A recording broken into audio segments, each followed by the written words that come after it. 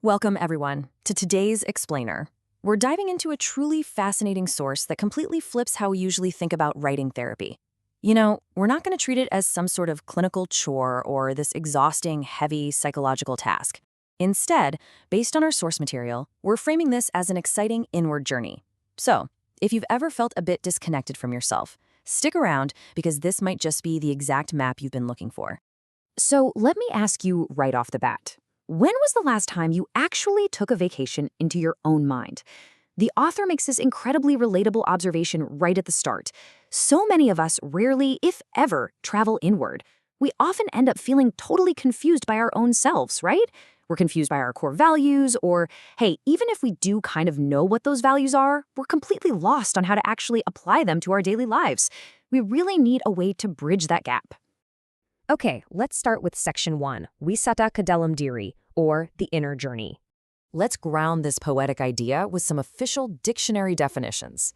The Indonesian dictionary defines eksplorasi, or exploration, as gaining new knowledge and experiences from new situations. Just think about that for a second. Your own mind is that new situation, and uncovering your personal values, well, that's the ultimate discovery of your own hidden natural resources. And then the source breaks down the word wisata, which translates to travel or touring. The dictionary literally defines it as traveling together to expand knowledge, have fun, go sightseeing, or even have a picnic. I absolutely love this paradigm shift. By using this definition, the author is showing us that self-reflection isn't meant to be a grueling psychological burden. It's actually supposed to be an enjoyable, mind-expanding picnic into your own consciousness. Moving right along to Section 2, Berbagi Kendaraan Eksplorasi, or Vehicles of Exploration. Now, you obviously can't go on a tour without a vehicle, right? The source rapidly outlines 6 specific methods you can use for this self-exploration: self-hypnosis, self-talk, self-therapy, the writing therapy system, the gratitude journal method, and finally, writing for a better future. Seeing them listed like this clearly shows that writing is just one part of a much broader, diverse family of introspective techniques.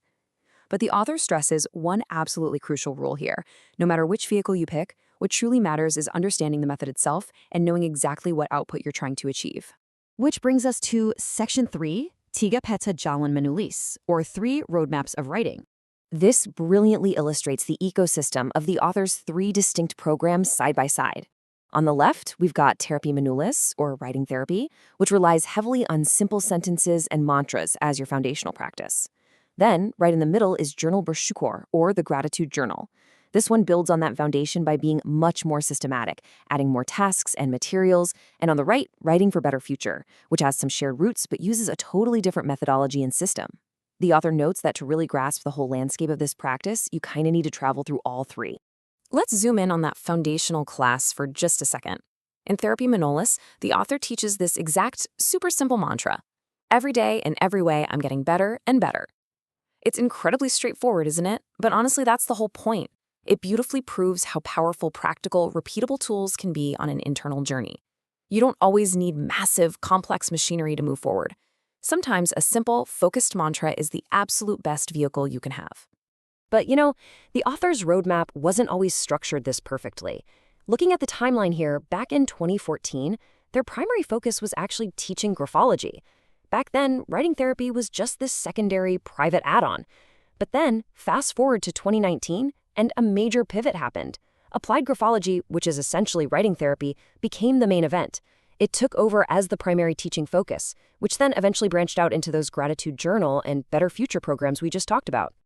Let's look at how this works under the hood. In Section 4, Menimbus alam bawah sadar, or penetrating the subconscious. So why shift the whole focus to writing therapy? Well, a teacher once gave the author some profound advice. Teach one skill that leaves a deep impression on the subconscious, rather than a bunch of skills that have zero impact. According to the text, there are literally only 2 ways to penetrate that deep subconscious layer. Way A is repetition, doing something over and over until it's a hardwired habit. Way B is deep impression, experiencing something just once, but it's so powerful it leaves a lifelong mark. That simple, repeating mantra we looked at earlier, that is a textbook example of Way A, safely driving new, positive values right into your subconscious. And finally, Section 5, Memulai Perjalanan Anda, or starting your journey.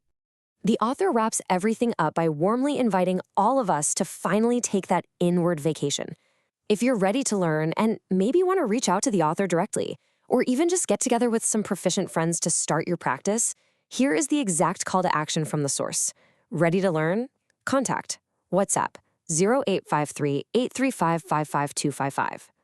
This whole explainer really elegantly redefines what self-improvement can be.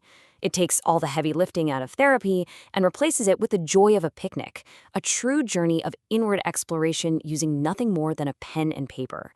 So I'm going to leave you with this final thought today. Are you ready to book your ticket and explore the universe inside your own mind? Grab a pen and start your journey today. Thanks for joining me on this explainer, and hey, happy travels inward.